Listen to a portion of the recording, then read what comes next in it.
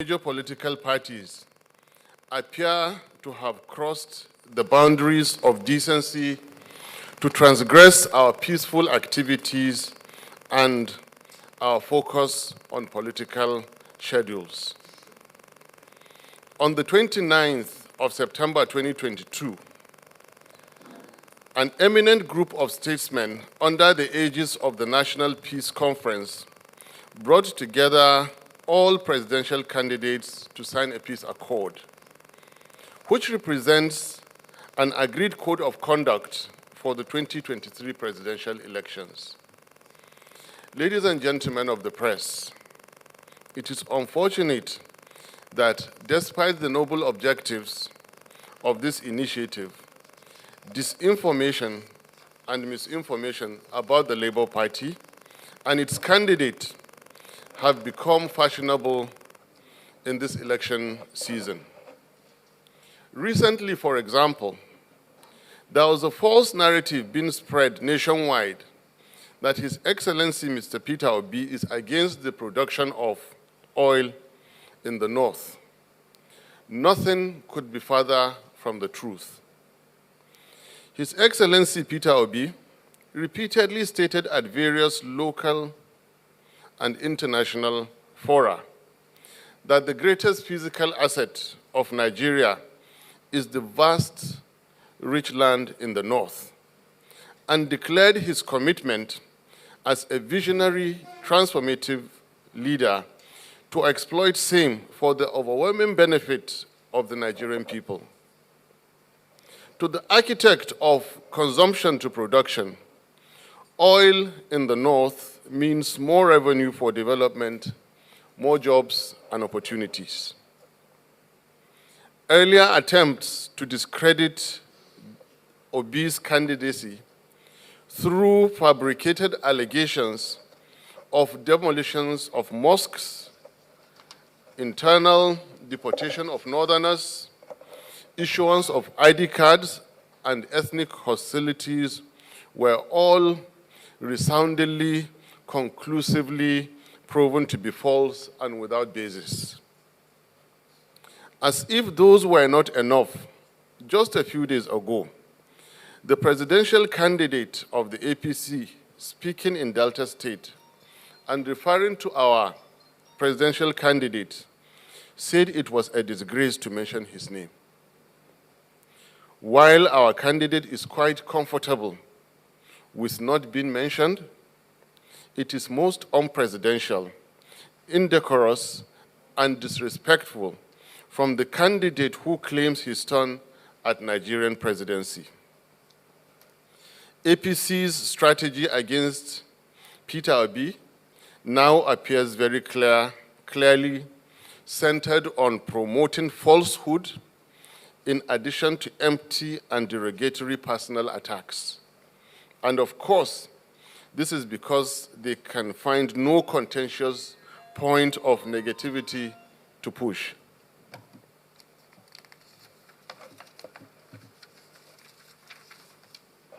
Little wonder that their vice presidential candidate has consistently put to shame the noble heritage of the great Borno Empire in his unguarded and uncultured public pronouncements, which expose his intellectual laziness and discomfort with empirical facts and arguments. Regular insults, which have now become his trademark, have not spared the current vice president, whom he directed to go and sell ice cream, nor the former vice president, whom he described as a pure water seller. A noble venture which serves the populace better than a certain white substance. It is pertinent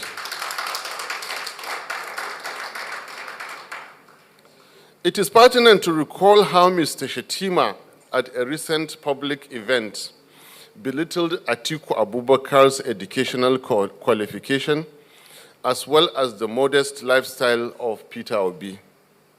Clearly, Mr. Shettima is out of touch with reality I cannot understand that people like Peter Obi, who have reached the heights in business and material achievements, have long transcended the need for ostentatious display of wealth. We congratulate Mr. Shettima on having improved his dressing.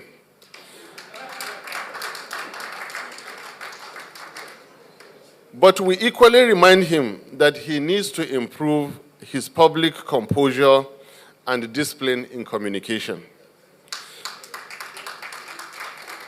Shettima is called upon to speak kindly and more responsibly about all personalities, if only to uphold long-established minimum standards. We cannot also forget his disposition and uncooperative attitude when hundreds of girls were abducted under his watch as governor in 2014, where he did little to rescue them in the first place or facilitate their rapid rescue. A governor under who education was sustained as forbidden. The circumstances of his emergence as candidate in 2011 leaves yet many questions unanswered.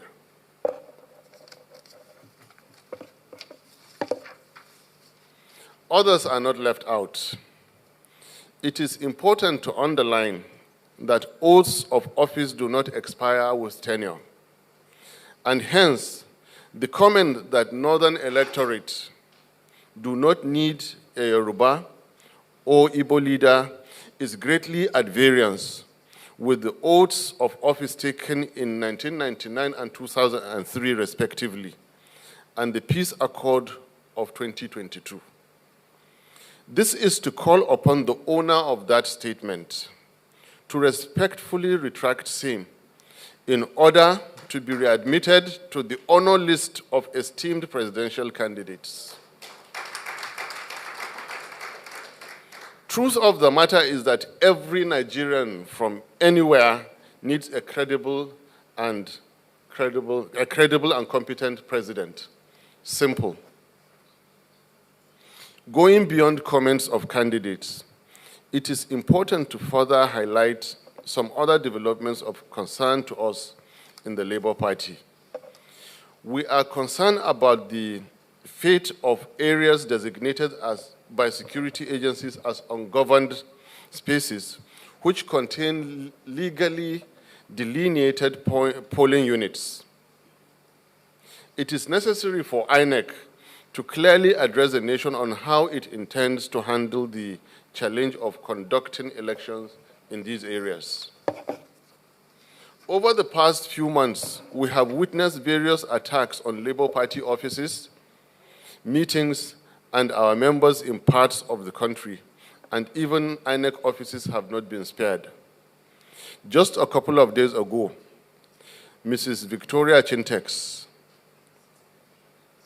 our vibrant and able women leader in our local government of Kaduna State, was assassinated while members of her family escaped with injuries. Senseless killings have gone on for too long. We call on government within the time left to at least make attempts at fulfilling its 2015 promises of securing lives and property while serving justice to the killers. Kindly, therefore, join me in observing a moment of silence in the remembrance of her and indeed all victims all over the country.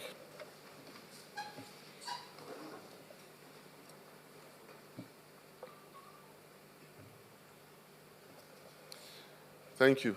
May their souls rest in peace.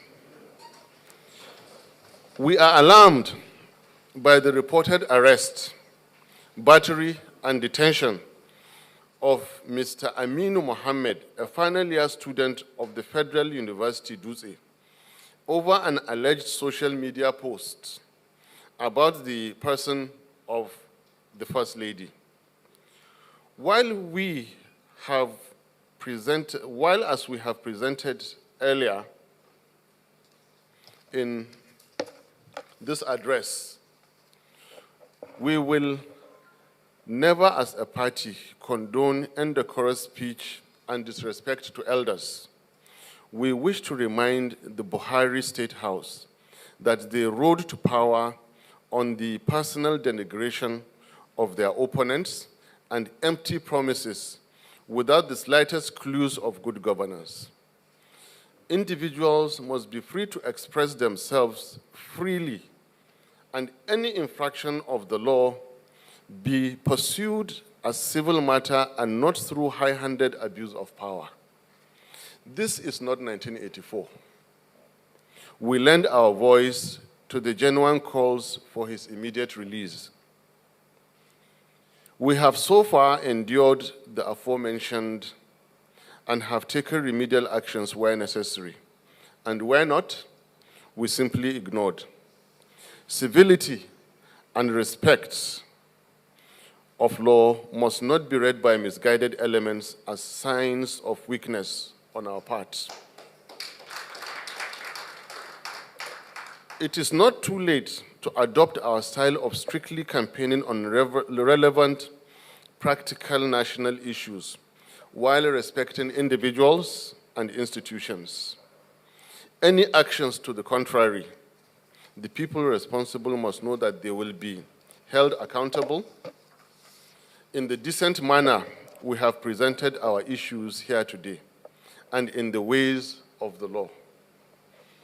2023 elections will be different, as Nigerian electorate are increasingly becoming aware of the dangers of ethnic and religious politics, a fact that is causing anxiety, frustration, and desperation with political actors of the old order. Consequently, these attacks against us are likely only to increase. We must call on authorities to live up to constitutional responsibilities and on the general public to regard lies, misinformation, and propaganda for exactly what they are. The obedient movement under Labour Party will continue to remain faithful to founding principles and to the signed peace accord, and we equally invite all stakeholders to emulate. The next few weeks will see an escalation of election activities. I urge all who have not yet collected their PVCs to do so without delay, and to follow through to identify their polling booths, vote, and defend their votes.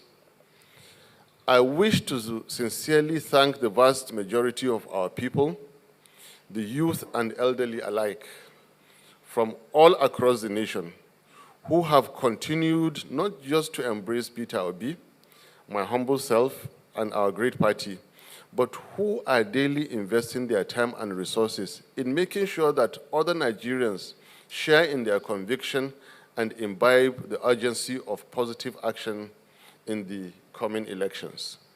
With us, a new Nigeria is possible. God bless the Federal Republic of Nigeria. I thank you all for listening. Thank you very much. I've recognized the news. So we're going after legal, confirmed, written information. And that is one. Two, we're trying to make contacts with the family and find out if they've already appointed a lawyer. Then we also want to be properly guided by lawyers, after which we'll decide the very best way, after seeking legal counsel on how to help the young man. It is very instructive to us that after having suffered 8 months of ASU strike, final year students must be returned to school immediately. But right now, we want to know his condition. We even want to know if he's alive, first of all. Because when it involves battery, then somebody's life could be at risk. His physical condition, if he needs hospital care, immediately be provided and then return back to school immediately. We're trying to get across to his parents. And then to have legal, what you call locus stand-by to begin to act. The comments of the candidates really have minimal impact on our presidential candidates, on the party, and on the movement. However, it does not sound right, and it keeps sending out the wrong signals to continue to make unguided statements. They might continue to fall down to nothing. Some might just walk out and may walk out big time negatively. That is why all bad statements must stop. That is why we must respect all candidates of all parties, however high or low, however rich or otherwise that they are. Respect is very, very important. It also includes respect and sensibilities of ethnic groups and faiths. If these things go unchecked, very easily, the likes of Shettima will be carried away to make comments that will cause civil unrest. It is very important they are called to order. About our fortunes in the Southeast, again, I doubt. Our fortunes in all over Nigeria were no longer being limited to the Southeast. The gains we're making in Northwest now and the Northeast overshadow what has been achieved in the Southeast in terms of percentage increase. Those destructions were simply calling the attention of authorities. We believe they will stop, and the 2023 elections will hold peacefully, and the due winner will be declared. Thank you. So I'm calling on Mr. Eze Ocha, Authority newspaper. Please. Be more careful about how and when we release it. I assure you, very soon will be released, and we will go to the polls with a solid manifesto.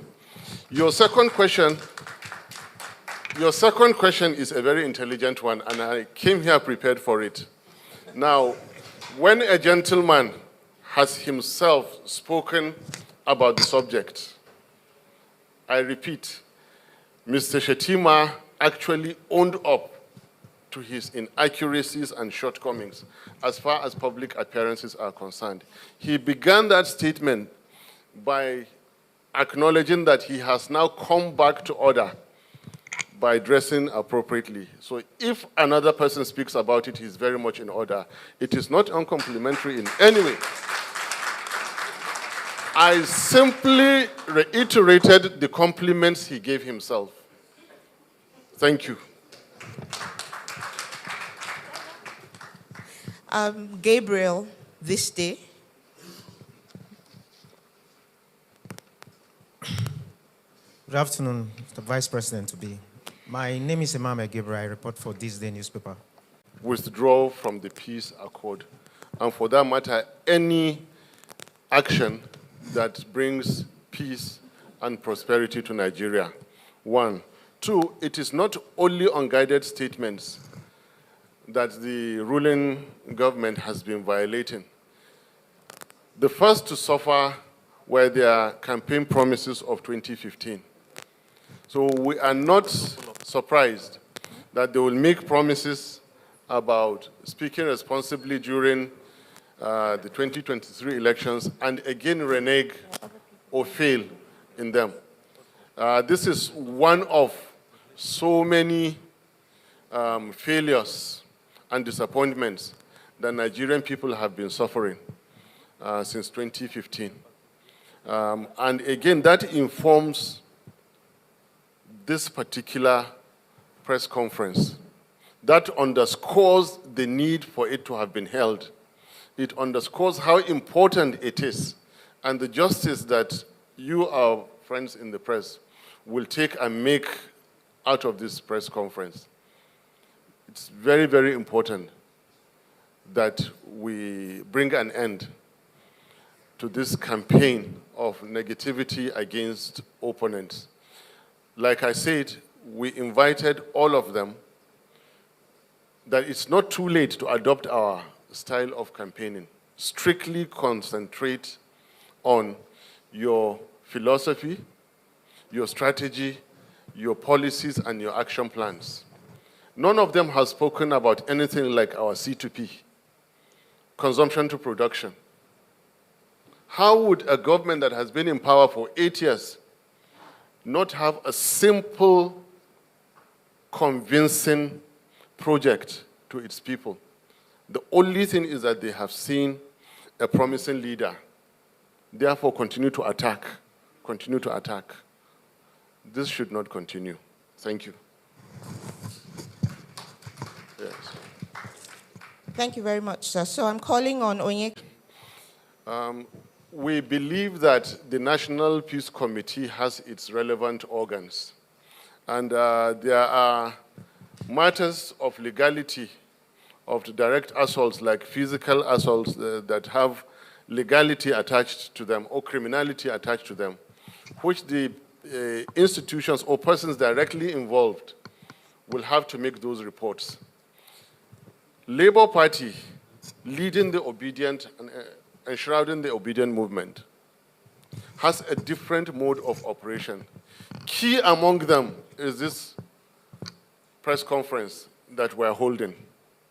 You don't go about reporting Mr. Shettima because he denigrated the personal qualities and modesty of His Excellency Peter Obi. I won't go all the way to Mina to tell General Abdul Salam that they've insulted my boss. Instead, I will endure it, like we've said. When they collect and they are heightened to a level that we are in today, we hold a press conference like this, and we remind everybody, we remind the nation what everybody has been doing. Like we said, civility is not a sign of weakness. There's a right time to do everything. Now we're making our report to the Nigerian electorate, and the Nigerian electorate will act appropriately. Thank you. Next question, please. All right, Dele. Relevant, and I really thank you for them. Going straight to the point, let me reiterate a major bullet point I made in the Lagos Town Hall meeting. The moment you have a group of leaders who are not, forgive my language, okay, stealing your money, the Nigerian people are already being pulled out of poverty, because the money not being stolen will be spent on the Nigerian people. Two, the moment you have a group of leaders that mean business and that know business, your economy is already starting to be healed. Specifics beyond that is that there will be major policy shifts. For example, reshaping, redirecting, and savings from the scandalous fuel subsidy, the scandalous and fraudulent multi-tier foreign exchange system be saved, use our FX more intelligently, more honorably, stop the stealing of Nigerian crude oil, meet up our OPEC quota, begin to produce and refine oil locally in Nigeria, scrutinize the budgets, remove every element of waste. Then remember, we have been preaching and promoting procurement efficiency. And I tell you, what 1 billion naira is doing for you now, the same 1 billion naira will be able to extract anything from 2 to 5 times more value for Nigeria. Why? Neither the president, his vice, or anybody for that matter is having interest, personal or political interest, in the works of government. Money spent for Nigeria is only going to work for Nigeria.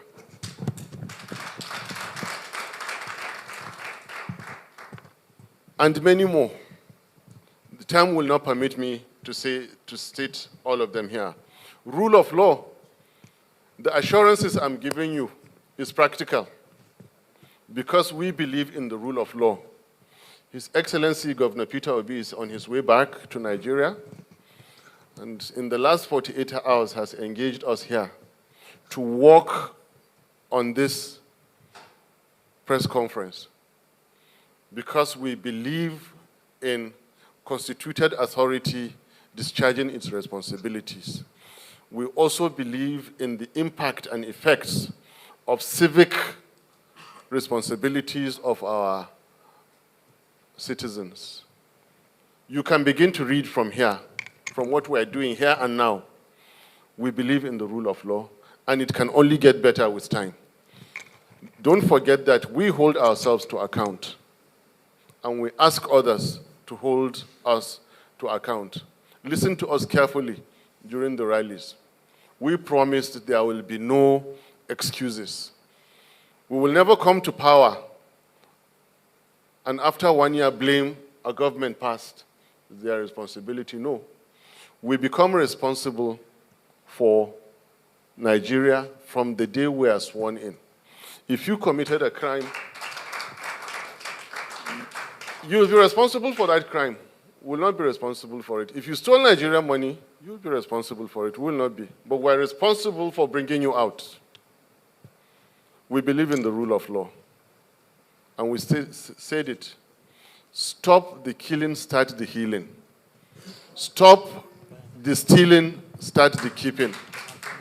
Stop the slide and start the climb. Thank you so much. In case there is no other question, but I can take one or two more. Chinedu from Vision FM. Please, I need your attention on this answer I'm going to give you.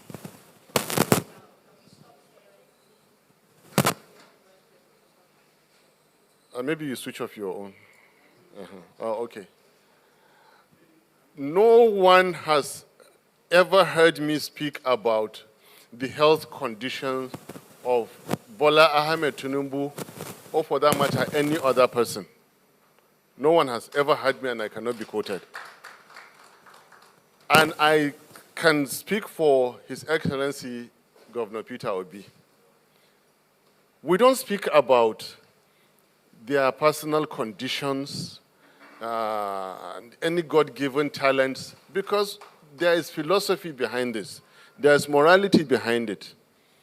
I personally believe that the health in you, in anybody, is bestowed by Almighty Allah. And Peter Obi made the same comment. When Tinubu could not show up for a variety of events, we spoke and he said, I really hope this gentleman is all right. He expressed that concern.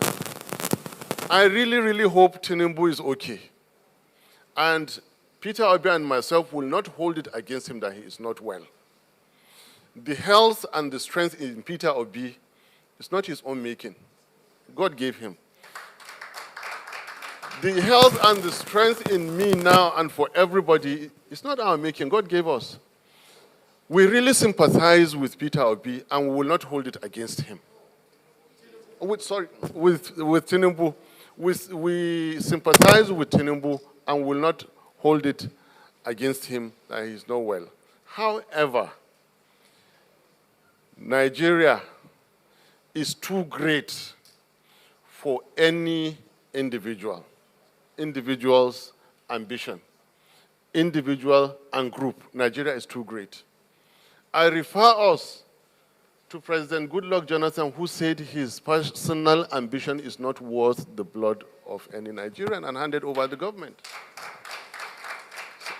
A well-respected leader all over Africa, and indeed the world today, Bola Ahmed Tinubu, claims to be a godfather. He can continue to be a godfather if Nigerian presidency is not for him.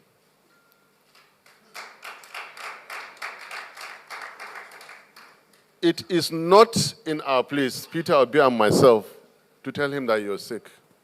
Please go and relax. If you think you can, be our guest. Come to the field, we beat you.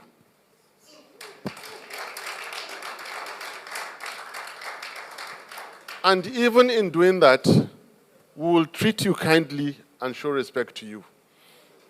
When we beat you, take you back home and show you how we will handle Nigeria.